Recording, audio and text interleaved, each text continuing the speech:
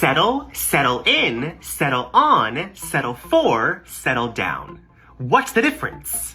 First, to settle something simply means to reach an agreement or end a disagreement. So we could say that two people settled their differences or settled a legal dispute, but to be honest, in spoken English, we tend to use this verb more often as an adjective than as a verb. For example, if you get settled in a new place, this means that you get comfortable in this new place. So if you've flown to France and you just arrived at your hotel, the first thing that most people would do is get settled in their hotel room. But another way to say this is to settle in. If you've settled in or settled into something, that means that you start to feel comfortable in a new place, job, or situation. However, if you settle on something, that means that you have come to an agreement about something. So for example, after having a baby, the parents need to settle on a name for their baby.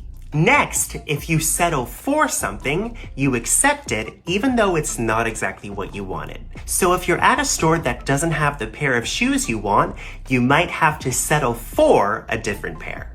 Finally, to settle down means to start living a more stable life by getting a full-time job, getting married, living somewhere permanently, and maybe even having children as well.